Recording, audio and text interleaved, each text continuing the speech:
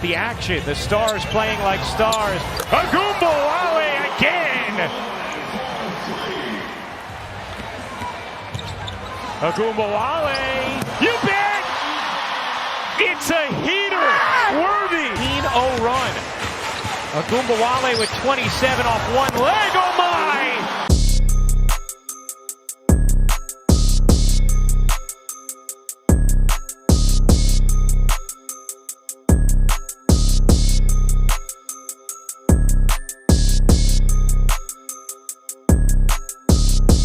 Caitlin Clark, excuse me, is the brand new toy.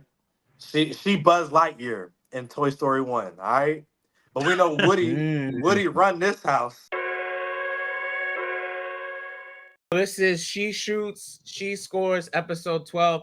I am talking straight from London. I got Jordan in the building, basketball head in the building. Say hello, what's good? How's it going? It's Jordan's first episode. We got Rob in the building from the podium finish. He's going to be on in a few minutes. We also have Randy, been here since day one. What's good, Randy? How you feeling? How you doing, man? Black as ever, as you can see. I'm good. We got Q coming on a little bit later. So I wanted to ask about Caitlin Clark's impact in the WNBA. So my question to you, Jordan, Q, Rob, everybody that's on the line is, has Caitlin Clark's performance in the All-Star game, has it solidified her as the future face of WNBA, or do you feel like she still has more to prove? And if not her, who do you think is the face of the league? I mean, her performance in the All-Star game was not the best. That performance did not solidify anything. She just had a cold shooting night, but she is the face of the WNBA. You know, as a on and off fan of the WNBA for the last 27 years, this is the first player that I think of. Like, what is the face of a sport anyway? The face of the sport is the most recognizable figure. That's what the face is. It's the most recognizable figure on the human body, right? Ken Griffey Jr., Derek Jeter, LeBron James right now, Travis Kelce. These are the first names that you think of when you think of a league. And the first name that everyone thinks of is Caitlin Clark, you know? I mean, we can go into sort of the numbers. Like, Indiana Fever home games average 16,898, fans in attendance every home game. Okay, think about this. In the year 2022, the first full NBA season where you could attend live sports, right? Because there was this huge yearning to get back to live sporting events right after COVID-19. The Indiana Fever would rank 18th out of 30 NBA teams in terms of attendance. 18th. They are sandwiched between the LA Clippers and the Phoenix Suns. The Phoenix Suns won 64 games that year. Okay, they won. They were the number one seed. The Indiana Fever would be sandwiched between the Clippers and the Phoenix Suns. She is the face of the league. There's like no other argument. It's absolutely her. Randy, you got something different? You got a different pick? Is CC the face of the league, or you just is Jordan just a warrior? She's the future of the league. I feel like she's the future. Yeah, like, all right, for example, like how LeBron's the face of the league right now, but they're trying to give the face of the league to Jason Tatum at one point, to John Moran at one point, to Zion at one point. She's like, right now you have, like, you can't take it away from Asia because Asia's a beast right now, and she's getting the exposure that she, is deemed necessary. But when it comes down to it, the league is trying to give her that mantle position, but she's gonna have to do her due diligence to earn it. So, is he a CC warrior? No, I feel like this is regular business basketball talk, but I don't think she's like the league is forcing her into position, just how they're forcing Mr. Celtics down there, Jason Tatum, to be the face of a league, and he didn't want it. Sort of breaking news. It was just reported that the 2024 All-Star Game had 3.44 million views. The highest rated All-Star Game of all time prior to this was 2003, 1.44 million views. This was 2 million more views than the second rated, highest rated game all time, 21 years ago. Yeah, They sent that to my email as well.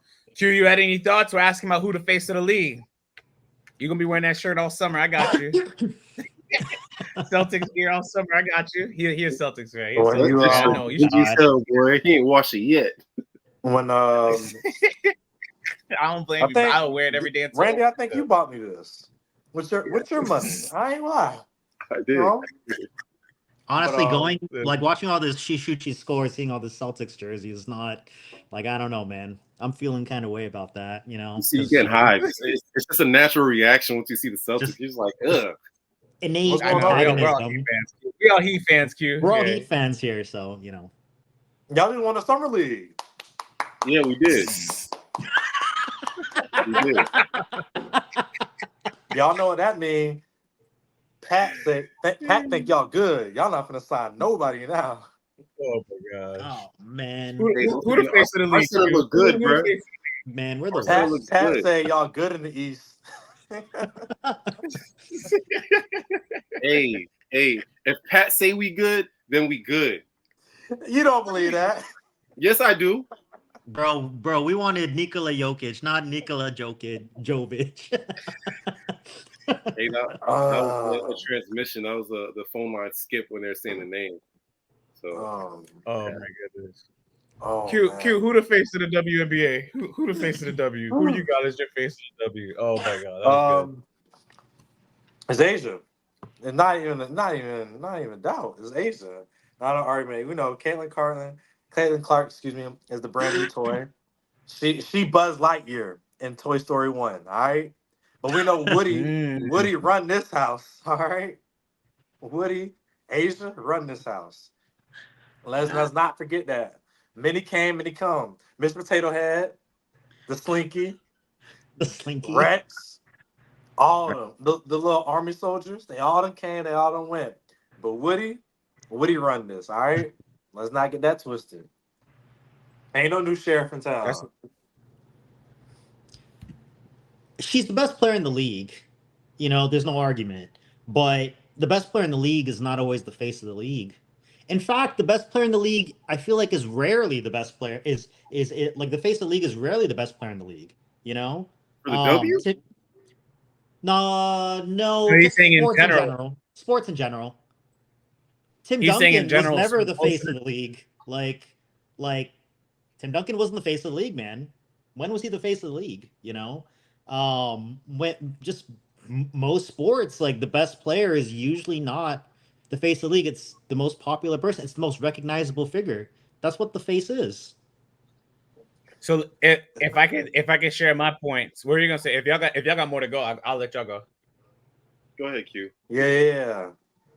Tim Duncan was never the best player in the league ever. So he won him MVP, being the face of the league, he won MVP. He won 2 MVPs. Yeah, you can't say that he's not the best if you want MVP. MVP is a different argument. MVP is who's the most valuable to the league that season. That's different being the face. The face is the pillar. I hear what you're saying, Jordan.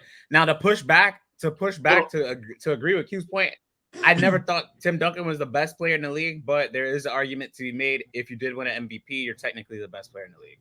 That's the only thing I push back a little bit against. But I hear both sides on that argument, honestly. So Steve Nash was better than LeBron James when he won MVP? No, that's not an equivalent argument. I'm using Tim Duncan winning an MVP as evidence to support my case that I thought at one point he was the best player in the league. But no, Steve Nash is not better than LeBron James. Okay, but at any point. In hindsight, Steve Nash beat out LeBron James for the MVP award. For sure, yeah. Twice. So, yeah. So like I'm using that as a way to counterbalance your argument essentially, because MVP is a little, if it was rated off of true talent and given look, how would I say it? Did Tim Duncan deserve to win MVP? Absolutely, because without him, the Spurs would have not climbed to where they were. But does being MVP technically correlate to you being the best in the league? I still don't think so, because at that time we had a man in the league named Kobe Bryant that everybody feared. Like people didn't want to say they feared LeBron, but the people fear LeBron. So I guess I'm talking about like Ken Griffey Jr. was probably never the best baseball player in the league. I mean, maybe he was, but he was definitely the face. Same thing with Derek Jeter, right? Like this is just sort of, just the nature of sports. I mean, Caitlin Clark, I mean, you can't I feel like you can't argue with like the numbers like Tony Hawk and skateboarding. This guy was like 40 years old when he was the face of skateboarding. He wasn't the best skateboarder at the time. That's just kind of the way it goes. It's just sort of the most popular person, so much so that, these two like teams, the Golden State Valkyries and that Toronto team, they're definitely counting on those attendance numbers from Caitlin Clark, on those road games. Like they're factoring that into their success. She has to be the face of the league, because we're making so many financial investments based on her, success. He's making some good points. Rob, let's hear some of your thoughts. So Rob just got on too. Who's with the podium finish. Shout out to Rob. He's a journalist as well. Works with Dallas Wings. Rob, we're asking who do you think the face of the WNBA is? If you don't think, that's what I was gonna ask. Who do you think the face of the WNBA is so far? Well, to be honest with you, just based on my time of covering the WNBA, I would have to say it's Asia Wilson right now because she's been the most definitive player on both ends of the court. Now, when most people talk about who's been the best player both defensively and offensively, every network, every journalist will often point out that it's Asia. When they talk about MVP, it's always about Asia. And having covered her games quite a bit when she's played against the Dallas Wings and even the Indiana Fever, I mean, she's just been such a lights out player. Even if she has a cold start, she just finds a way to like grind out points, be a playmaker. And I think the game I was most impressed by her was the one against the Wings at CPC, which was the very first game I actually covered because she got her nose bloodied up. She was a warrior on the court and she didn't back down. Even when she was asking for some and ones and all, she just was just grinding it out. And I could see why, when people were saying, well, it's not just about Caitlin Clark or Angel Reese. You got to know about the other 142 players that are on these teams that Wilson's the face of the league. So at least in terms of like who's the star right now, if I have to point out to an icon for the W right now, I would have to go with Wilson from the Aces. Okay, so we got, I think that's what, 2 votes for Asia Wilson right now? Wait, who did Randy vote who you for? said? I voted for Asia as well. Okay. So you got Randy for Asia, Q for Asia. Yeah. And Rob at Asia, Jordan has CT. And Caitlin is a great player. She finally looks like she's figuring it out.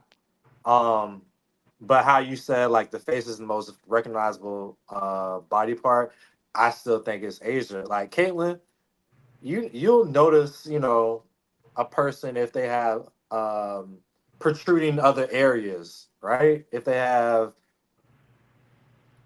have nice assets everywhere else. Almost just as recognizable as the face. Can you further explain that? I'm confused. What do you mean by that, Steve? Sometimes one of the most recognizable parts on the body is not just the face, Sometimes you'll notice the toes, the fingernails, the hair, the butterheads. Or Your editors have to get this one, Jabari. So who do I think? I think right now, y'all not gonna like this answer, but so be it. I think right now, Caitlin Clark is the face of the WNBA. I think the best player in the WNBA. I think the best player in the WNBA by far is Asia Wilson. Absolutely. But I think the most popular player in the WNBA is Caitlin Clark. And the reason why is because, so again, I'm in London. I was at the game.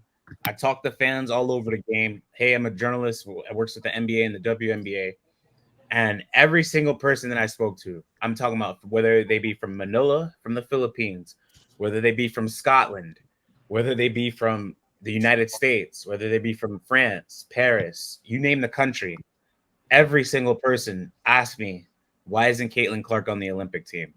And I had no answer for them.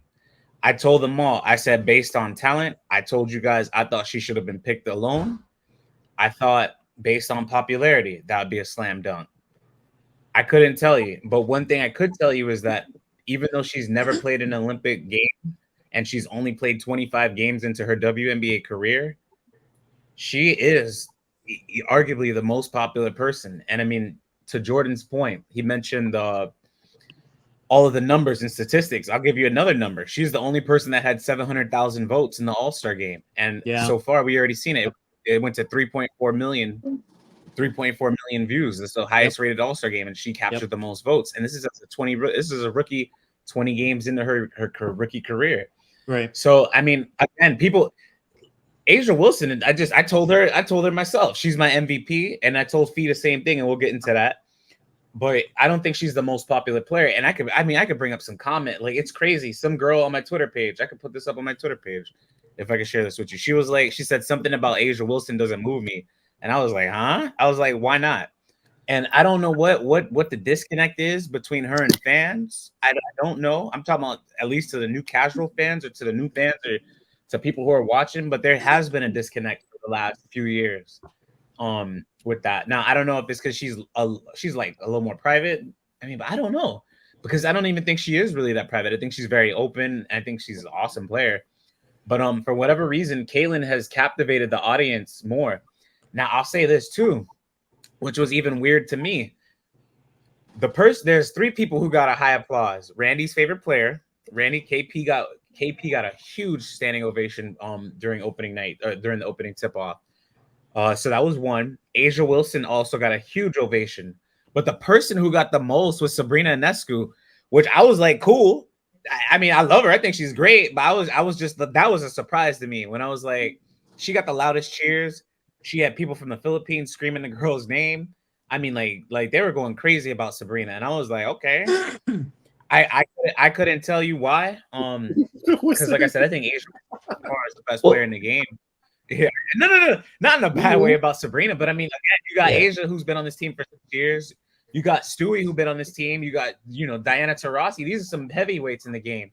But Sabrina got the loudest cheers out of everybody. It would be Sabrina, KP, and then Asia for whatever reason. But I don't know. I don't know. We see what they got in common, right, Randy? Huh? What do you say? We see what they got in common, right, Randy? Hey, listen, I mentioned the same thing. I had mentioned the same thing to the fans too. I had mentioned the same thing. I was like, what is it with that? And then I was like, hopefully, I didn't ask hopefully, but the fan that I asked about that, I was like, why do you think she's so popular outside of the race, right? Because she's a white girl who can shoot threes and is really good. So I was like, outside of the race, why do you think she's so popular? And he brought this up, and we're gonna talk about this in our next segment. Or in a few segments. He brought this up, the fact that she was in the shootout with Stephen Curry, right? Steph is a wild. You don't know this. Steph got the loudest of praise outside of LeBron. It was Steph and LeBron where got the two loudest of praises. They translate seeing Steph with her because of that event, and for whatever reason, like the two of them linked. Like they're linked, especially when it comes to shooting. So I don't know. I just thought that was really interesting that she got that loud applause. But we shout out to Sabrina for that. I think also too with Sabrina. Sorry. Yeah, go. I was just saying with Sabrina, maybe she's kind of like someone who's a little bit like if Caitlin couldn't be there, she's kind of like a good surrogate, if you will, to be the Caitlin of that team. Good point. Because she's been one of the veterans who's actually been pretty embracing of Caitlin. Whereas, a lot of people on social media were like, well, DT doesn't like Caitlin. And I'm like, okay, maybe, but that's competitors talking as competitors. And then obviously things have softened up. There might be also some resistance too about Coach Reeve as well, because she's made it pretty clear since day one that she's not a big Caitlin fan, which I don't understand that. I will agree with you, that, I think what we're witnessing with Caitlin, she is our Michael Jordan, our Larry Bird right now. I'm not saying Larry Bird and Michael Jordan at their peak. I'm talking about when they first joined the league in the NBA, and that's the fun part. We haven't even seen the finished product. And she's playing so well. I wish we didn't even have the month off right now because I want to keep seeing her play. But she obviously needs to break mentally because her 3-point game has been struggling a little bit. But oh my God, the performances she's been having, she's going to be the franchise, like the face of the league for the next 20 years. I'll make that call right now. I think everyone's made decent points on the face of the league argument. I think it's okay that you could say Caitlin's a face.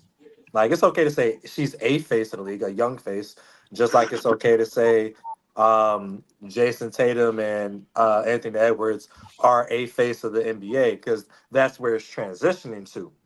But to say put the word the, that's completely different. Yeah, just like how Randy shook his head, that's completely different. Here's You have to be a proven. You have to prove that you can win on the highest level to be even inserted into the face. That's a good point, And, Q. and I know Caitlyn hasn't had that chance yet, but that's just how it goes. You know, she's a young That's a good face of the league, yes, because people are watching That's a because good of point. her. Just like Angel Reese is a face of the league, but to say they That's are true. the pillar, the backbone, you can't I say would that yet. disagree. I disagree a I little bit on mean, that. would I disagree a think little I bit think on even the that. pillar, the backbone, the best player. But I don't think any of those things are synonymous with the face of the league. Like, I think that another thing, like this is how you know that Caitlin Clark is the face of the league because of the things that she doesn't do could and are issues already that you've actually guys have actually discussed on episode, what was it, like 5? But like, can you imagine if Caitlin Clark practiced load management and didn't play a couple games? The WNBA would lose their mind. Like, are you kidding me, she's a bro? rookie.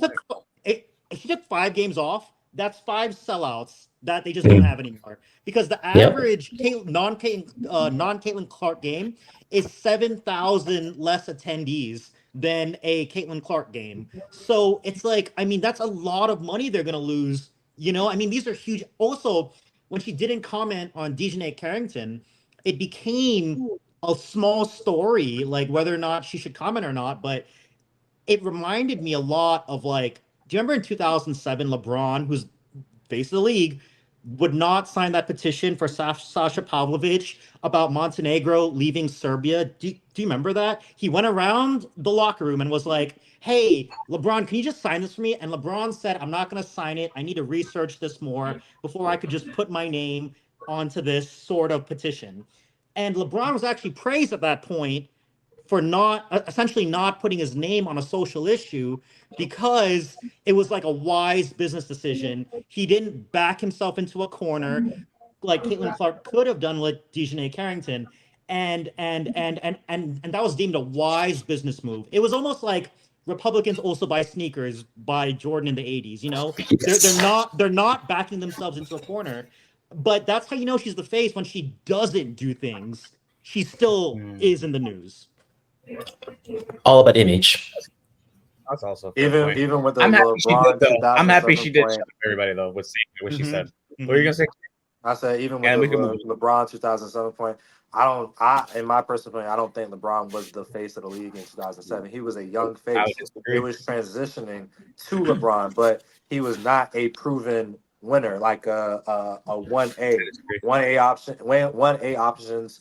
You can win a championship. You've won a championship off the back of that player, whoever that player is.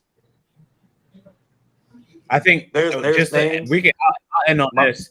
I think LeBron was the face as soon as he stepped. Well, let me rephrase.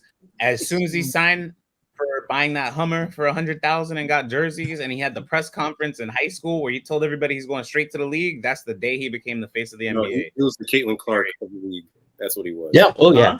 You had players. He had his people on his own team even stating, "I don't see how an 18-year-old could come into the league." And people are already anticipating all of this. Saw that. Maybe he can come in Saw and that. help. Maybe he can come in and bro. It was the same position. LeBron had Mhm. that spot. Was he an impact on his team? Yes, but let's be honest. LeBron James, physically, nobody in the WNBA can compare to that type of physicality that he brought to the game. But LeBron, as a player, he could I mean, compare. LeBron's the greatest basketball player of all time, so I'm not going to compare Caitlin to him yet. Yeah, that's what I'm saying. Physically, you can't make that comparison because he was a physically dominant player, bro.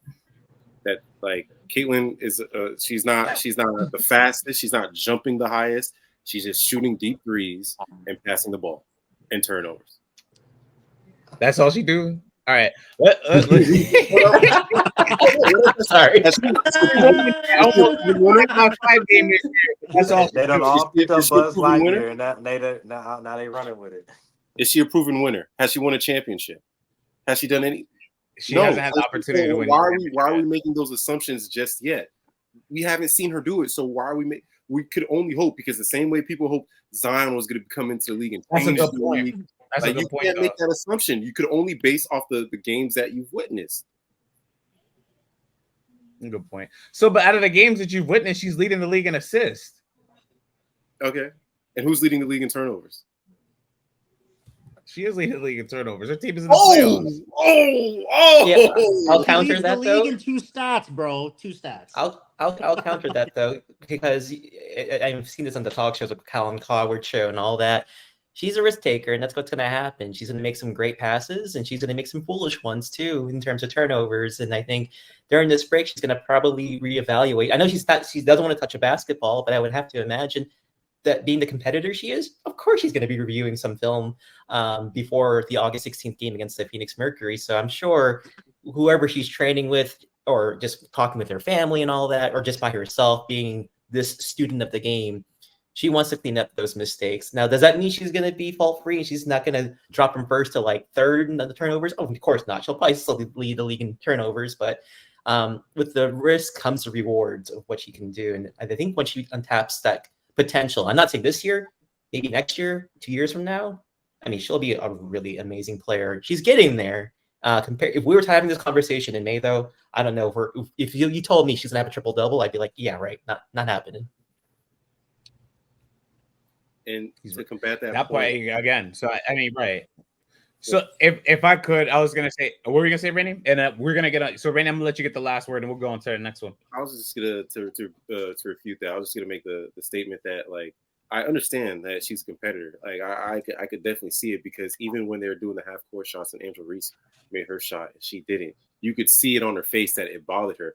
Absolutely, I wouldn't expect her to be nothing else but a competitor, because watching her play, you could have seen that. But what I am saying that, as like, for example, LeBron, he was critiqued for making the right pass. He was highly critiqued for making the right basketball pass. Yeah. When they're saying, "Oh, he had 3 people on him, he should have shot it." Like, she just has to be smarter with the ball, because it's in that conversation, you're damned if you do, damned if you don't. So for her, she's just gotta. I personally, as a fan, as a competitor, like, I just don't want to see the turnovers. Like, that would bother me. So why isn't it bothering you? I don't blame you. I don't blame you on that too. I mean, I think her assisted turnover ratio, she needs to get at least a 2 or 3 to 1. Other than that, like a 1-to-1 assisted TO ratio is not good. So she has to get her TO assisted TO ratio at least to a 2 before the end of the year. Then I can say okay. But she can't be at a 1. She's like at a 1.3, 1.4 right now. She has to get that up to at least a 2.1. She needs to get to a 2. With that being said, so funny enough, we are speaking about improvements, and Caitlin Clark obviously was an all-star, as well as Angel Reese, Aliyah Boston, Arike Ogunbowale. I wanted to ask, what would you like to see changed or improved for all-star weekends?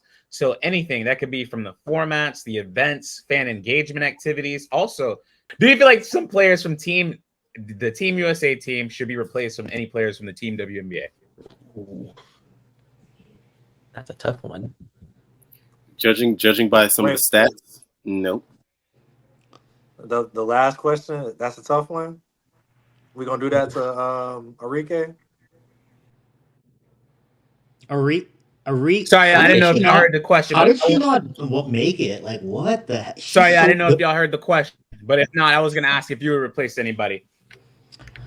Oh yeah, no, we heard. Come on now, we're gonna do that to Arike. That's not a tough question at all. Like, granted, she took her name out of contention. You're right. That's right. But if you say somebody, you got to take somebody off. I'll say a name now. Hold on. Let me look at the team. Janet. Yeah, if you're gonna put Arike on, who are you taking off? Trossi. Yeah. Really? I'm not taking off Trossi.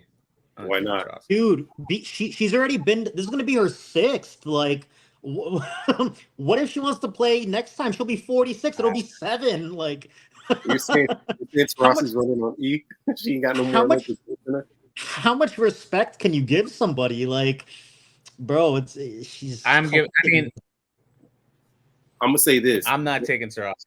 If Rossi goes, she better act like LeBron right now, because You could tell. Yes, exactly. Someone brought out a great point. The men's USA team is star-studded, absolutely star-studded, right? And right now they're being tested by teams, right? So you can easily tell. You could easily tell. No, come on, you don't think that team's star-studded, bro? There's two of them that don't make it, but I ain't gonna say it. Who? Good on, say it. You want us to say the women? Say the men's. I ain't gonna say the two that make it star-studded. You can keep going. There's two of that. My point is this. There's one for sure. My point is this. Regardless of who's on that team, in the final 2 minutes, you could tell how that hierarchy works on that team.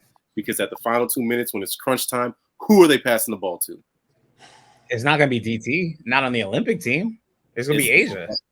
No. Well, exactly. That's my point. They're not gonna pass the ball to DT. I don't even prove my point. You just proved my point. That's why to me it's all right for LeBron to do it, but Diana Taurasi, they're not going to be giving her that ball. So you'll take So you taking Taurasi out? You putting Arike on for Taurasi? Yeah. Q, yes. That was your point, wasn't it? Yeah. I think arguably you can say Taurasi. Shoot, you can probably give up Kelsey Plum's spot. Jewel Lloyd and Chelsea Gray are arguments. Like she was balling, like, but you know, that's the way the cookie crumbles. Rob, what were you gonna say? No, I agree with Randy. I would replace DT and put Arike in because it's not just because of the All-Star game. I have covered her games consistently, and the fact that she's been dealing with injuries and she's been at least second or third in scoring all season long in the WNBA and being this respectable player since she's been in the league. I mean, I think that was the biggest snub. I know everyone was up in arms and a little bit angry about Caitlin not making it, but I understood why she didn't make it. But Arike's been a proven commodity since the day she got drafted. The fact she wasn't on this team, I know she withdrew consideration, but I mean, I don't know. That was a big snub to me. I mean, marketability-wise, I know people have made the argument that Caitlin should have been on the team, but if we're just talking about current established players, I think Arike should have been on that Team USA roster, no doubt. What were you gonna say, Jordan? If you had something to say, I got a lot to say on this. I mean, I agree with Rob and Randy especially. I mean, you know, I was looking at the age of Team USA. Nafisa Collier, 27. Kalia Copper, 29. Well, actually, this is going to be their age in 4 years. Okay. Collier would be 31, Copper 33, Chelsea Gray 35, Griner 37, Inescu 30, Lloyd 34, Plum 33, Stewart 33, Thomas is going to be 36, Wilson will be 31, and Jackie Young will be 30. A lot of those people are not super old, and I could see almost everybody coming back except for obviously Taurasi, and Griner's going to be 37, but there's going to be a center. I mean, what center is going to replace Griner in 4 years? If one, I mean, it's not here yet. So in 4 years from now, when Caitlin does get a chance to be on the team, there's not going to be that many spots open. If Arike takes it, I mean, frankly, if Deladon never took a break for mental health, she would have taken it before, you know, Caitlin Clark. I mean, she's got a kind of a long way to go before she can get a spot on this team. There's a couple people that would deserve spots before Caitlin Clark. And, you know, I mean, so who would I take off the team? Taurasi for sure. And maybe Kelsey Plum. I mean, Kelsey Plum's 5'8", 145. Maybe she was up against just a bunch of all-stars in that game, but she looked really small. And, you know, I mean, she's the point guard on the team that averages 88.7, number one in the league, with the fewest turnovers, 11.2 in the league, point guard for that team. But still, like, I don't know. I feel like, you know, Arike would have been a better choice than Kelsey Plum. So let me say this: every person that's made the All-Star team for their first year, I'm keeping on the roster. So Kelsey, I would keep. I mean, like this is Randy. So when we were arguing before, when I said, "Hey, who would I replace if I had to just pick one player?" It would obviously be her. I feel like she's the last one off, and then I put CC on. But now, if I could remake this Olympic team, I'm keeping Asia, I'm keeping Stewie, I'm keeping Fee. And then we're going to just start from scratch. I want Ryan Howard on this list. I want Arike Ogunbowale on this list. I want Caitlin Clark on this list. I want Angel Reese on this list. and then we're going to start to fill out the rest with vets. So with that being said, if we need a backup center, here you go, BG. I'm absolutely putting Taurasi on this roster. I love having her on that team. Why? Because she's a rock. If she needs to play 5 minutes, so be it. Let her play 5 minutes. I'm good with that. But what I want for her to do is impart, like I told Randy, but I know she ain't gonna do it. But what I want for her to do is impart wisdom to the rest of the team. I want players to learn from Diana and to grow and to take this summer experience and become a better player. That's what I thought that the WNBA missed, is introducing new fans and casual fans and fans that are old head fans. Just they missed that boat by having them all intermixed. And if they would have had a bunch of people who are not known to casual fans, like these players are already, they're 30, like Jordan mentioned, they're getting ready to be in their 30s soon. So people have been watching them for at least 5 to 10 years, right? So now is the time that you can introduce, especially when you have this Caitlin boat come in, you can introduce the fans to new people. Hey, this is Ryan. She can cross you the F up. You know what I'm saying? This is Arike. She can make sure you look embarrassed anytime that you play against her, right? And again, it was crazy because even people in London were talking about Arike Ogunbowale. So that was just a crazy thing. Now, I'll say this. Outside of the roster, some of the things that I would change about All-Star Weekend. Number one, the scheduling. I would never have a game. So I was at the same game Caitlin was at and Aliyah was at. We were sitting right there on a Thursday night in Dallas. On Friday night was the All-Star game. Now, obviously, I went to London. They went to Phoenix. And then, that is insane. There should never be a back-to-back from the All-Star game to the end of the regular season. That's insanity. I was like, I can only imagine how tired these two women are. And then they got to go to practice. I'm like, this is stupid. Practice? So we talk about practice? I'm just win. They need to get the scheduling fixed. That's the first thing. Second thing, what I would change about the All-Star game, they need to introduce NBA players or WNBA players. So I'll start here. I think it would be personally fun to see a skills challenge with Steph Curry and Sabrina Ionescu, right? So if that means if you get the women at the WNBA or if you get the women at the NBA All-Star weekend, the same way they had Sabrina versus Steph, why not have an NBA counterpart or a WNBA part, them doing the skills competition together? I think that'll be really interesting. You see a Caitlin Clark and you see a Tyrese Halliburton, right, representing the Indiana team, or you see a Arike Ogunbowale and a Luka Doncic representing the team Dallas, right? I think that'd be the WNBA. Write that down, take that, send that to the NBA. That needs to happen like immediately. And for the same token, I think it. What were you gonna say, Q? I was saying that's funny that you mentioned Luka as one of the WNBA players called out that he don't even watch the game on Twitter. I know, right? That. It's actually ironic. But go ahead. But what I'm saying is just having that it goes back to what you're saying, what we spoke about, just having that cross promotion between the brands. I would absolutely introduce that.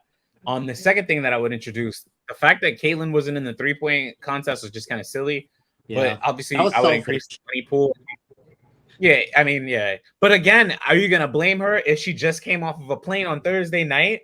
Like, this is what I'm saying. Like, give the woman some time to rest. It's like, this is what I'm saying. She literally, the game ended at 10 o'clock. So that means she would have had to catch a flight at 12 o'clock at night, arrive at Phoenix at 2 or 3 in the morning, take a like, this is silly. And then you want her to compete 6 hours later?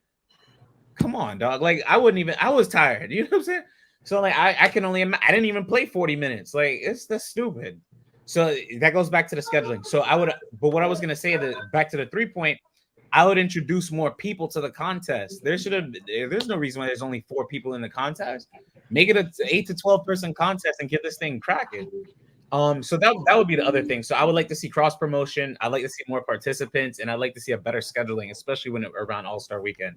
So those are my 3 biggest egregious things, at least. Like I didn't understand that. I would like to see a one-on-one, like Queen of the Court contest. That would be cool. Oh yeah, that'd be lit. That's what I would really, really like to see. Can I ask this though? Why did it take so long to announce the participants for the 3-point contest and the skills challenge? Because I feel like in the NBA, we know way in advance. Yeah, they didn't know who was playing it. Yeah, they should bring back that, like, like the young player, the legend, and then the super old player. and they have to make like a shot from like 7 spots on the court. The last one is like a half court shot, because that would be a way of honoring these like past legends, but also honoring past franchises that are extinct now. You know, like the Vegas Aces could be someone from the San Antonio Stars or whatever they were called. Yeah, yeah. Stars, yeah, Silver Stars. Yeah, the Silver Stars, yeah. You know, so you could honor those franchises that are gone. Because sometimes they just do that in you know, like dunk contests and stuff like that, you know. I mean, yeah, they haven't done that recently in the NBA All-Star game. I don't know what they've been doing. Now, That's not just fun. now speaking of past stars, we got 2 dynamic bigs, and the reason why I bring this up is because they're such great friends. But I do want to know what you guys think. So for the next 10 years, you have the choice to pick between Aliyah Boston and Angel Reese. Which one are you picking and why? I'd probably start with Angel Reese. She's such a cultural force, and she's already a pretty solid basketball player. You know, she has such a strong like lower body. You know, like her ability to box out, anticipate rebounds, their angles, their ricocheting. She's like a solid, like all of her problems. I feel like as a basketball player are actually improvable, which I don't think. Back to Caitlin Clark, a lot of her issues are not really fixable. You know, I don't think so. But you know, Angel Reese, she's only gonna get stronger. She has a very quick like second bounce, so she's really good at getting, you know, her you know, offensive rebounds. And I think people would want to play with her. I think if you have Angel Reese on your team, she could be the centerpiece of a future super team in Chicago. You know, I mean, from a financial marketing standpoint, I mean, it's just, I mean, how could you not want Angel Reese? You know what I'm saying? I like the confidence as well from Angel. Go, Rob, if you want to continue, go 5 hours. Angel's got so much confidence too, and I think that's one thing. I know that's something you can definitely delineate on a stat sheet or box score. But I know when the chips are on the line for a team to come from behind, like we saw between Indiana and Chicago towards the end of June, you know, Angel just got on fire. Like when she talked to Holly Rowe, she's like, "I'm that dog. You got to have a bit of a swagger." I'm not insulting Aliyah Boston because we know what she did in college. She's a champion and all, but a great player. But I think for me, Angel just has this mentality that she thinks she's one of the best, and I like that from her. Right. She dominates both ends of the ball, and as Jordan said, she definitely has that coachability aspect with a team that may not be the best right now, but if you build a bunch of players around her, or if she goes to another team, she's a dominant force. I would pick her for sure. Q, who y'all? Q, Randy. I think I know who y'all rolling, but who y'all rolling with? Come on, man. Rookie of the year. You know, my girl, Miss Reese. Y'all still on that? Y'all still on that? Miss Reese. Come on, man. I'm just asking. That's all. I'm just asking. If I'm a team owner, I'm picking her because of what she does on and off the court. Right. Exactly. So I got a better question. Is that who you picking number 1? If you had any young star to pick out of all of them, 22 or under, that's who you're rolling with? Let me think about everyone who's 22 and under. Hold on. To build a franchise, including Juju, including Paige, etc. Malaysia, wait. I get to choose Juju too? You can. I'll put Juju in this competition for now. I'm taking Juju. I'd probably take Juju also. Okay. Probably, yeah. But other than that, okay. I just wanted to see how high Angel ranked on that list, though. Okay. Angel. I would probably pick Juju on the list. What are you gonna say, Randy? There's only one spot on that list. There's no. You didn't ask us for a list. You would say who would we take. So you can't really. No, I know. But he just wanted to see who I. Is there anybody I would choose over Angel? Thank you. I just wanted to see if there was anybody. Exactly. If I were to answer that right now, I'd go with. I'll go. Aliyah? With Reese. No. I'll go with Reese off the fact that, like, Angel gives me, like, she's very confident in herself. So that means if you're confident in yourself, you're confident in your abilities, right? So you know what you can do, and it's one thing for someone to assume something on you, but for you to still be like, all right, you take whatever 2 cents they're giving, and you're like, no, I know what I am and I can consist of. It gives me like a Kawhi Leonard vibe. Like, you could defense is hard. Defense and effort is very hard to teach, but Offense, you can Right, always that's do right. that later down the line. And just seeing how she has a nose for the ball, how she's just, and you can't tell me you don't love how this girl answers, or this young woman, how she answers questions to the media, and how like in depth some of her answers are. Like she's just really calm behind the mic, and she brings so much personality. And just seeing her, just you could tell she's the energy in the locker room. She's a fun, but she's also the discipline. And let's get down to it. Like she's that type of person. So I'm going for Angel. Okay, so if I had to pick, I mean, I'm gonna roll Angel. I did want to see if anybody had a different opinion, but I'm not even gonna continue. Like, yeah, to be Angel by far. Like I said, I think she's gonna be the first rookie in the class to get a 2020 game. Kaylin almost did that though.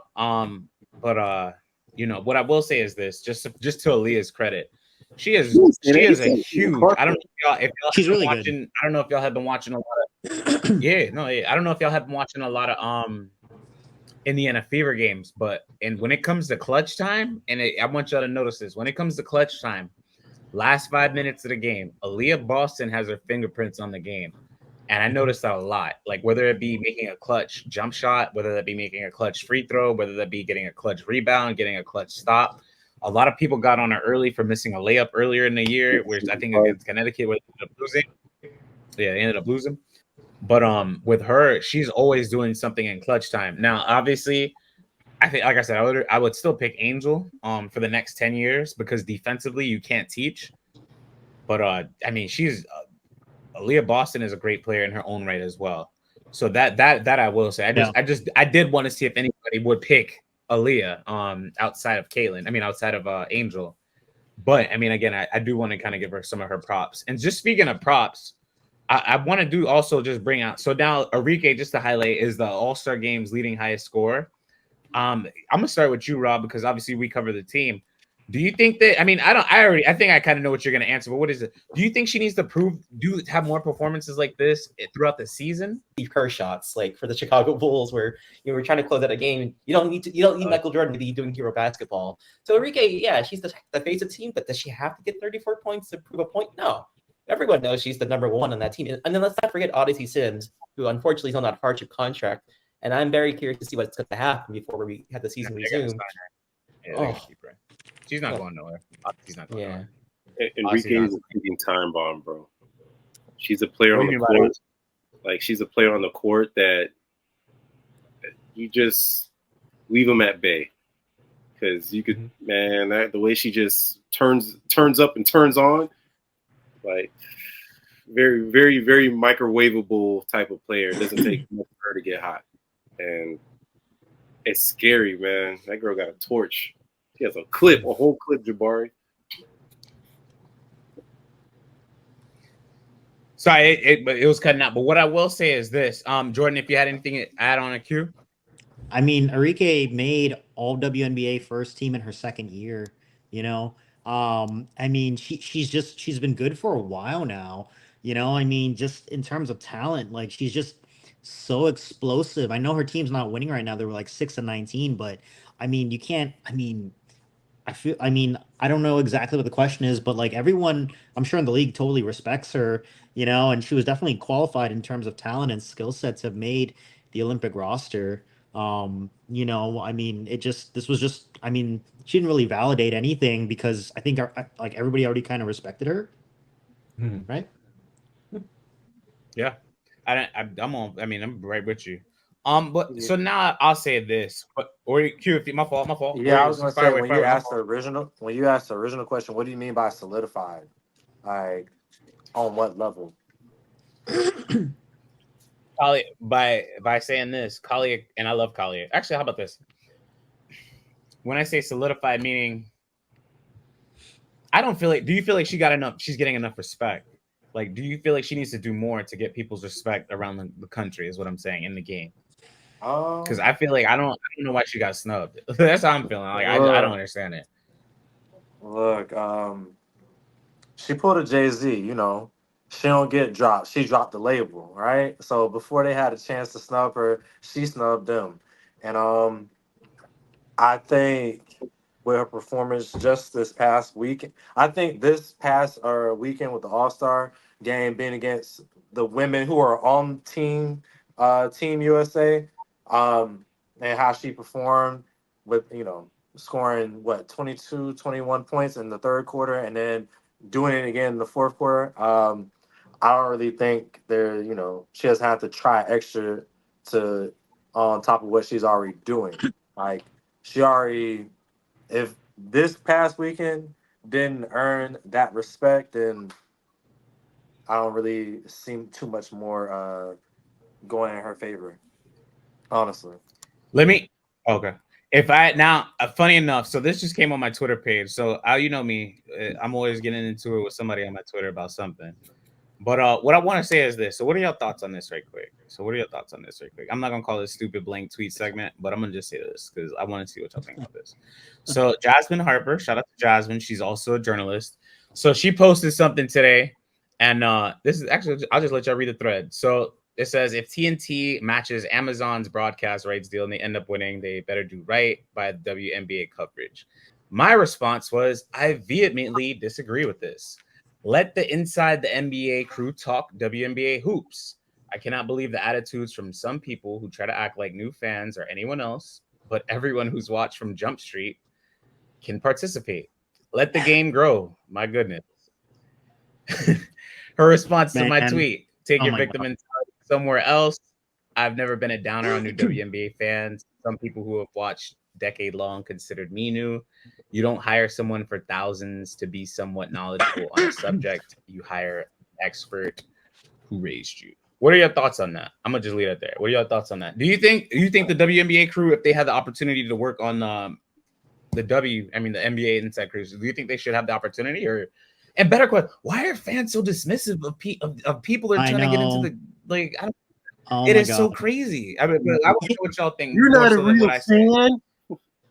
It's like, can you imagine? I mean, I've talked to Jambari about this off air, but like, can you imagine if all of those Taylor Swiftie fans, like that the NFL, that market they were able to tap into last year, if the NFL was like, you guys aren't actually watching the game, you guys are just watching Travis Kelce, you guys aren't real fans.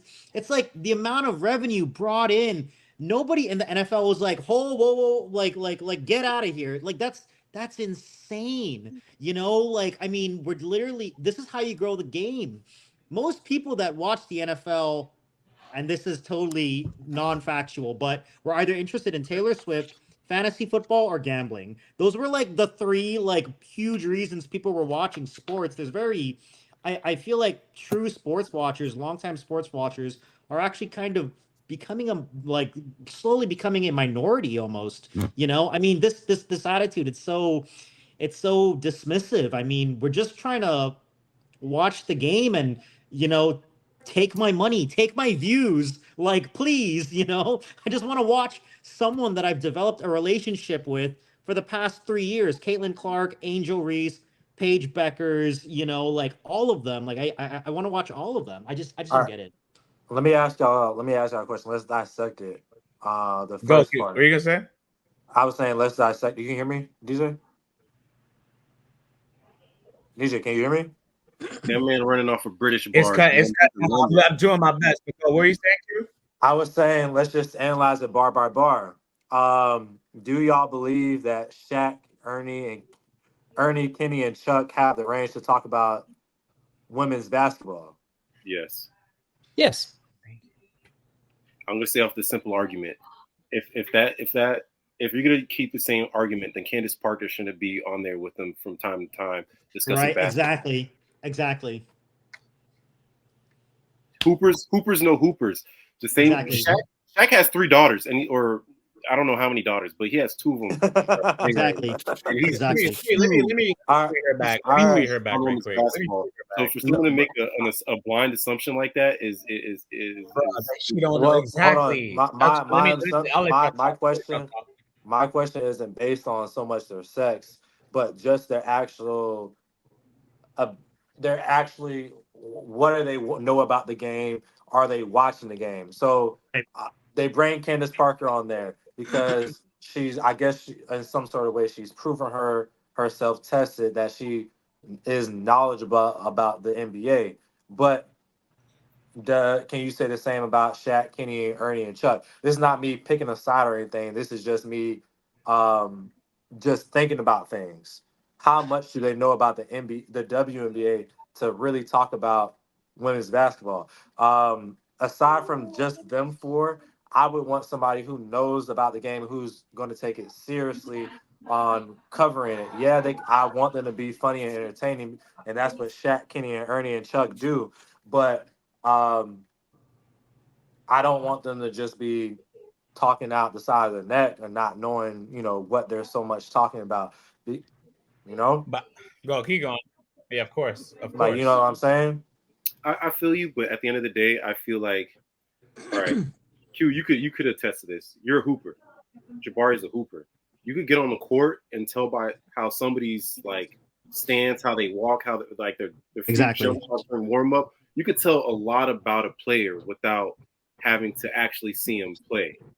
And a part of that is coming from that basketball culture. I absolutely agree with you. Somebody who knows the history of the WNBA, but just because it's like we're already saying that they don't know anything, and we don't know if they know anything. These guys, they're well adept, and they know who Candace Parker is. You got to understand, Shaq grew up with a few good hoopers in his time. Reggie Miller's sister, like that. That's a running joke amongst them. Like, just because, yes, they cover men's sports doesn't mean they don't know anything when it comes to women's sports. Well, it's like us in this room right now. I mean, we're men, but we also follow what goes on in women's sports. So, that's the thing. Yeah, no. I'm just saying, if I were to have them do it, I would want them to like be themselves, but also like get on there and like do their own research. I agree. Yeah, that's just it. You just want them to be prepared for the broadcast, which sometimes they're not. They don't know the names of the roster, and because sometimes they don't know. We want them to some take of it the names seriously. in the league. Yeah, but in terms of quality of analysis, I mean, when it comes to like tennis, John McEnroe broadcasts women's tennis all the time. Like it's like the same sport, the same ball, the same racket. It's the exact same everything. So, I mean, this comment is invalid. I say this because I don't, she's talking about victim mentality, so be it. But I don't like when people try to dismiss people for what. And I'll say this because she's and thank you, Randy, for your point. She's making a judgment based off of somebody's work. She doesn't know if Shaq does or does not watch WNBA, which I don't know if he does or doesn't either, or Ernie or Shaq or Chuck or Charles, whoever. We don't know what they know. And like to Q's point and to Jordan's point, Rob as well, I would want them to obviously have knowledge about the sport, but I'm not just going to completely dismiss them. You know what I'm saying? And I'm not going to completely dismiss them. And that would be stupid. Why? Because they have a fan base of their own. And it's like, do you guys not want the sport to grow? Do you not want the sport to grow? That's the ultimate question. Because you've been doing it a certain way for the last 27 years, and it hasn't grown the way that you wanted. So now the question is, do we do it a different way? And the answer should be yes. You should put a 22-year-old rookie or two of them that no one's ever heard of on the Olympic team. You should have the NBA inside crew coming on. You should do a lot more things differently because you've been doing it a certain way for 27 years, and it has not worked the way that you have wanted to work. We've seen teams leave the WNBA like Miami Soul, who I dearly miss, but it's like something else has to change if you want something to change. And if you're especially if you're trying to bring in a more male-driven audience that do not have families attached to the WNBA, you're going to bring in star power. So I love the fact that I hope that they can get this gig and revitalize the W, because it's a great sport. And if you have people who are interested, and if somebody like Shaquille O'Neal says, hey, I would like to sign up to talk about the WNBA, and you're going to sit there and tell them F no, or this he's like F no, because you need to watch more basketball, then just have Shaq watch more basketball. Yeah. It's not like Shaq was watching the NBA when he was, I'm not saying that he wasn't, but it's not like he was like so enthralled when that he knew that's why they have the game, who he played for. Yeah, and we don't want that. We don't want that in the WNBA. Who they play for? I do. Want that. Honestly, yeah, I kind of do, because that's like, I disagree with that. That's like Shaq in a full material. Because here's the thing: if you have look, every league has great players and they have not so great players. Poor JaVale McGee, great guy, but he was a victim of Shaqtin' a Fool for so long. And I just feel like it just brings out competitive nature in within somebody. So if you can't handle the heat, come on, bro. And based off her first, if TNT matches Amazon's broadcast rights and ends up winning, they better do right by the WNBA coverage. WNBA wasn't even doing right by themselves, because why are you scheduling in the middle of the day at 12 o'clock when I'm at work and I'm trying to watch the game on my phone? You're not doing me a favor as a fan. I can't watch the game, or you're putting on 2 games at the same time. So how am I going to watch them? Like I'm like, I have 2 devices. Like the WNBA is not doing themselves a favor. So how are you going to tell a person like Shaq, who everything he touches turns into gold? How are you going to tell him no? Stop. Jasmine Harper. Hey, guess what? Guess who wants Shaq, Ernie, Kenny, and Chuck to host that show? TNT. Why do you think Charles Barkley is on college basketball coverage? He doesn't know anything about that either. But you know why? Because it's ratings. Because ratings will save your sport. I like Jasmine. She's a great writer. She thinks I hate her. I would love to have her talk on the show and just kind of share her opinions more, because like I don't. The only thing, like, I just don't get why that she's. Y'all reach out there. I'm gonna reach out there too, but she hate me. Reach out to her. I'm talking to you, buddy. She's gonna hate all of us after this. I mean, I also want to, because like I said, I want to have, all of us are males. I want to bring more females on, like, and I normally do have females on, but I'm gonna ask Boog about this. Just happened minutes ago, so I want to ask Boog about this. I want to ask Tasha about this. I want to bring Maria. She's gonna be on I think next episode. I want to bring her on and ask her about this. And but yeah, I just didn't. I don't know why. Like, to me, it just seems like they've been, the people who have watched the WNBA religiously for like the last 5 to 10 years. They have just been so dismissive of people who have started watching for the last 2-3 months. And I'm like, I don't understand why. Because I'm like, in the NBA, nobody does that, and in any sport, nobody does that. So I'm like, why are you guys trying to gatekeep the WNBA? It's like, it's weird to me. It's just so weird. How about this? If I could bring in an outsider's perspective on this, because I cover NASCAR. We would love something like this in the world of NASCAR. This would be an awesome problem to have. Exactly. Good Lord. We would be crying. We would be like, you know what? Go bring Shaq to a race. That would be entertaining. Bring Barkley into the race. Have them kind of chime in, because I know that TNT is going to be part of the NASCAR contract next year. We have to do something different to bring people in.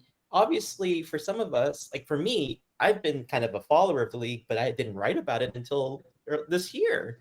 And that's because, honestly, the talent's awesome. I'm not dismissing the people beforehand, but it has to grow better than this. And that's what I want to see. Opinions are good to have, but people shouldn't be like, oh, victim mentality. You should just say, respectfully disagree, here's why.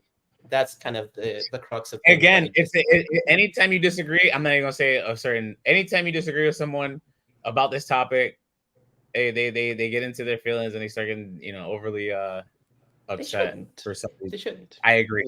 In business, we always talk about the cost of acquiring a consumer. Literally, Caitlin Clark, Angel Reese fall out of the sky, free advertisement for the league to like save it.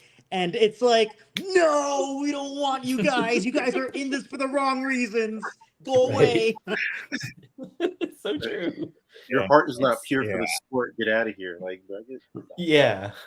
Stop it. It's ridiculous. It doesn't make sense. Your number one thing is viewership. And now that more people are viewing and becoming fans and analyzing it, rather than just saying, hey, look, rather than correcting people and guiding them, they're just cutting everybody off altogether. Because like I spoke to Jabari about this late last week or early this week. Like I went to the women's Final Four this past year, or the Sweet 16. I did that on my own accord. I just wanted to go watch the women's. I had no interest in watching the men's play, but I was like, you know what? I want to see this Caitlin Clark Angel Reese matchup, and I want to go watch it. Does that not make me a fan? No. Like, you can't talk about it. You can't talk about it. You didn't get it. You're right. Let me write Harper a letter for permission. Like, come on, stop it. Yeah. Stop it. Oh yeah. I don't want this to be a Jasmine Harper bash session. No, it's not. But it's just like if I want to watch something, because here's the sad reality of it it's getting more exposure. Beforehand, Exactly. I would have watched the WNBA if it was on TV, but it wasn't. It rarely was on TV.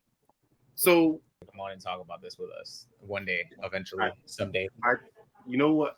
You know how KG has like a couple guys sitting in the room with them and they talk basketball?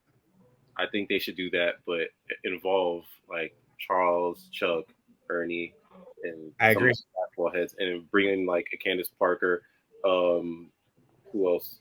I mean, I would say that, but she's playing like Sue Bird. You could bring in other players and have them talk ball, because I'm sure even between them, they have some stories of like issues, or not issues, but times where they interacted and they got first impressions or stuff that really impressed them, and that would make for great basketball. And if I could finish, this would be my last point. Oh, my fault. If I cut somebody off, my fault. I'll let you go. No, I'm done. You're good. Okay, I was gonna say my last point was this. So,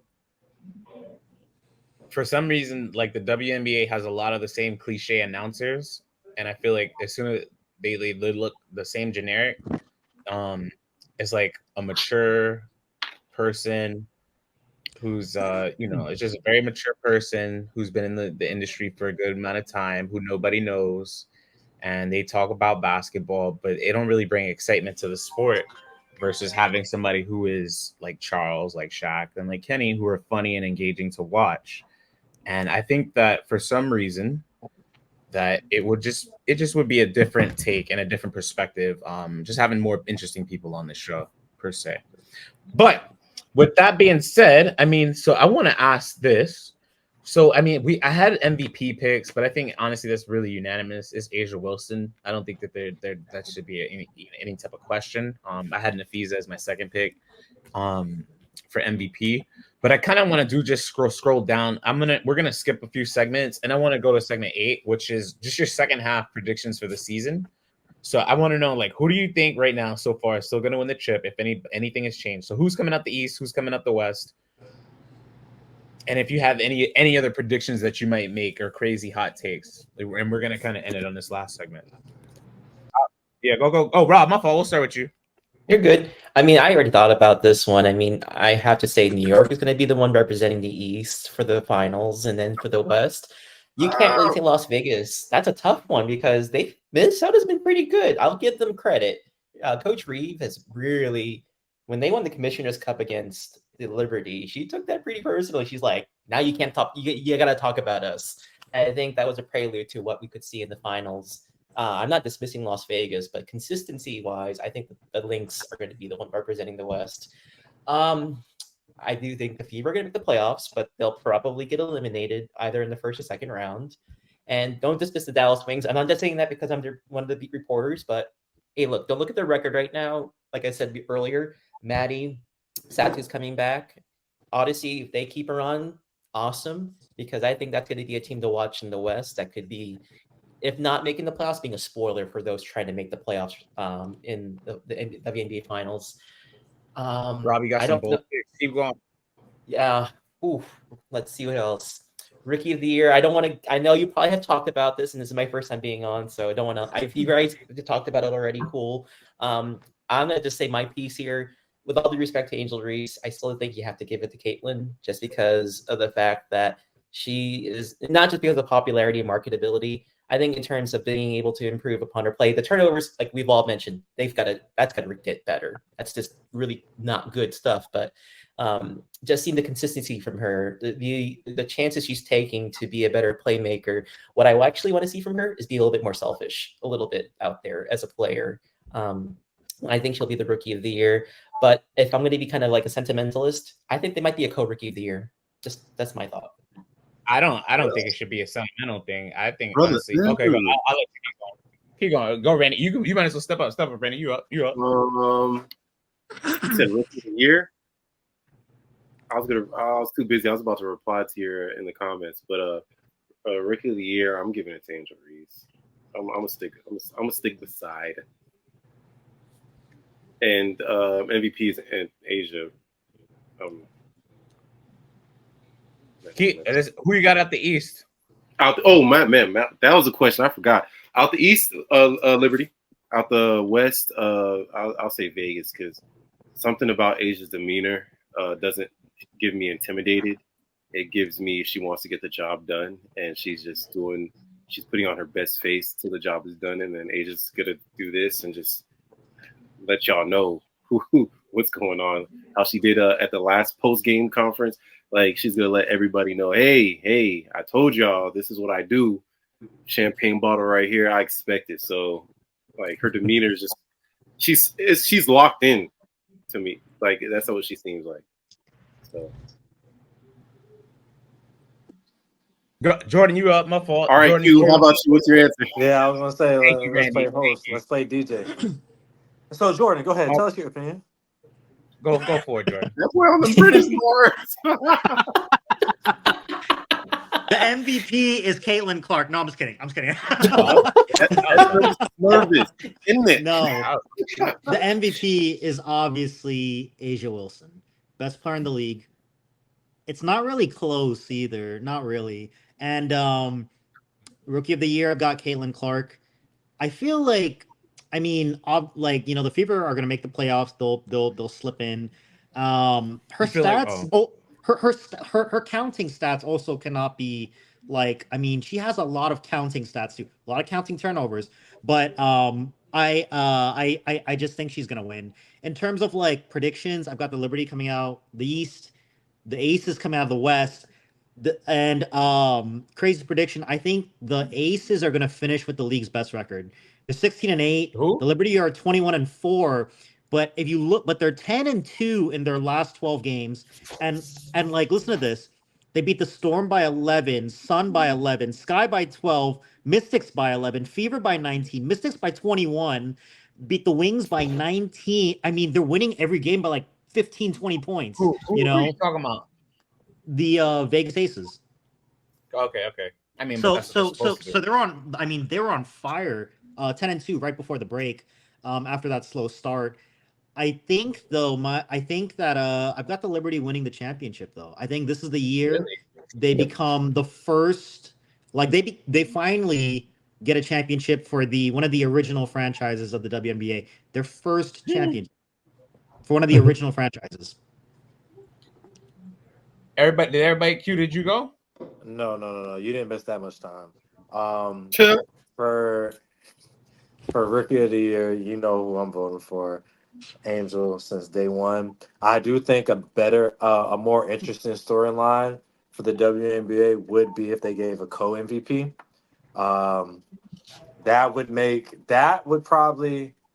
They could probably build off that Caitlin Clark Angel Reese rivalry more if they wanted to by doing that, and make more things more interesting for their sophomore year. Like who should have won? Have that kind of argument. Special shout out to Rikia Jackson from the Los Angeles Sparks. It's really entertaining watching her speak, her play. Definitely, we haven't really got to talk about other rookies or haven't taken the liberty to talk about other rookies. But I just wanted to highlight her for a second. If you're watching the podcast, special shout out to you. She's one of my favorites too. For the Western Conference, the Aces, and for the East, everybody's going with the Liberty, right? I am. That's a smart bet. Let's do something a little more interesting. I'm gonna say the Sun. Let's just shake things up a little bit. She's very good. I think it's going to be a tough match series, but overall, I saw the Aces winning the championship. In a series, playoff series, final series, it's hard to beat a team several times in a row. You can catch them on one night. They might be extra tired from whatever scheduling and traveling scheduling they might be flying on, but to beat a team repeatedly in a row, that's tough. And I really don't see anybody beating the Aces several times over to win a series. So if I could go to Rob's point, I agree with you. I think the Minnesota Lynx could beat the Las Vegas Aces several times over. Would I pick them to leave the West? No. I say this. That's a Rob. I like that pick a lot. I think if there's one team that could defeat Las Vegas, it would be Minnesota. I told Nafisa today, I said she's my pick for MVP, and what I meant to tell her was if Asia Wilson wasn't on this planet, she would be my pick for MVP.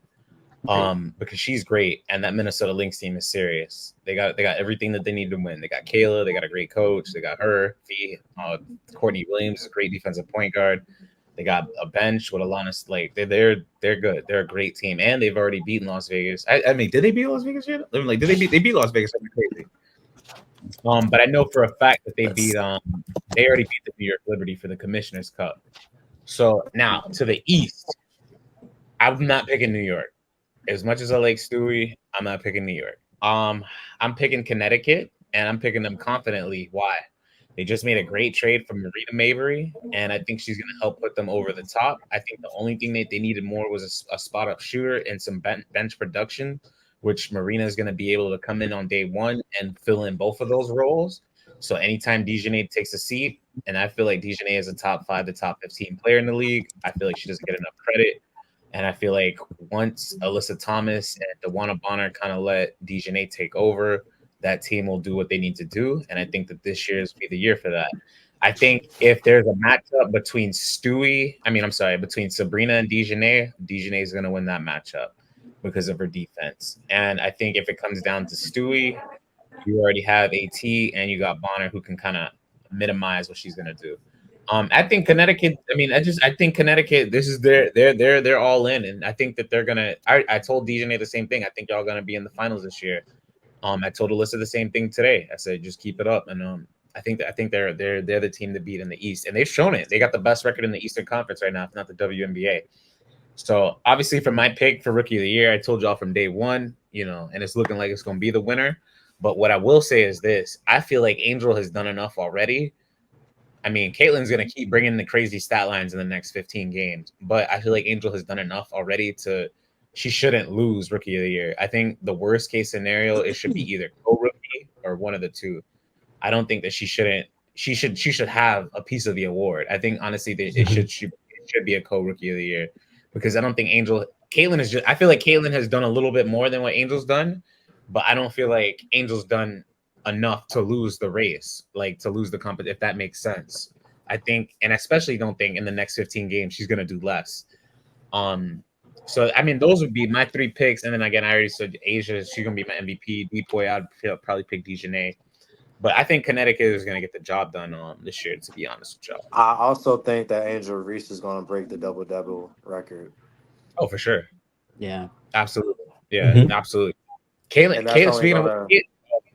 That's only going to cement her Rookie of the Year argument even more. But this is what I'm saying. So it's like, okay, so she got the double record, right? Caitlin is on pace to have the single highest assist total in. She's on pace right now. She needs to average 8 or 9 assists a game, and she's gonna finish with almost 315 assists, which is gonna break Alyssa Thomas' single season assist record. But that's what I'm saying. I'm like, everything that she does, the other one does a little bit more. But I'm like, Angel's not doing enough to lose the race. Like if this person wasn't just a generation, and Angel is too, but if this person wasn't just playing on a generational level, you know what I'm saying, she would also win. And I'm like, you can't not give her the Rookie of the Year too, because she's also doing the same thing. And Jordan, what'd you laugh? Is to say she's doing, they both putting up numbers. I mean, like one rookie, it's like one rookie got a 10 and the other one got a 9. They both should get the award, What were you gonna say? Yeah. No, I was just reading some of my notes in preparation for this podcast. Like, just some of the stuff I wrote down was just crazy about Caitlin Clark. So, Caitlin Clark is on the Mount Rushmore of most important people to ever come to the WNBA. So who else is on the list then? David Stern. You gotta finish the list. Who? David Stern. She's up there with David Stern. Caitlin Clark, Cheryl Swoops, Skylar Diggins. You know what's funny? I'll tell you this about that Skylar Diggins point. My wife said this too. She's like, Skylar Diggins was Caitlin before Caitlin. Yeah. And then she was like, but then this was her point too. She was like, but why did we stop hearing about Skylar when she said that? Why did we stop hearing about Skylar when she played in the WNBA? And I said I couldn't. I don't really know why. Yeah, couldn't tell you. I could not tell you why a lot of these college stars do not translate into the WNBA. I could not tell you why. But for some reason, the next wave, they all have made this transition from college to the pros, and I'm thankful for it. So Jasmine, that's why we're all here, because we want to see our favorite college stars, WNBA stars, and Hall of Famers, Jasmine. So we're gonna keep watching for it. We're gonna keep watching. Everybody. I mean, I was gonna say if y'all had any more closing thoughts, I'm gonna close it out, y'all. I appreciate it. That was just the hottest take that I could give. The Mount Rushmore. But it ain't I mean, it's not bad. David Stern, No. Caitlin Clark's That was burning. burning. I just miss the WNBA. I mean, I know there's the Olympics going on, but I can't wait to cover a game in person. Doing this on Zoom's great, but I'm looking forward to September 1st. That's all I'm saying. CPC is going to be a great time for sure. So hoping I get to see y'all there. Yeah. Oh man, we should meet up. I'll be out there. Corey will hopefully. Yeah, Corey will be at that too. So, but yeah, we're gonna get. So just I know y'all saw the group that, but we're gonna have a lot more people on. So, but everybody, I appreciate y'all. If you anything else to say, I mean, we're gonna end the stream there. But with that being said, y'all, everybody, that's episode 12. That's episode 12. Hopefully, it's episode 12. Yeah, Jordan make me think we're on 13. 13 next week though. Actually, boom. So I'm gonna end the stream. I appreciate y'all. Episode 12. She shoots, she scores.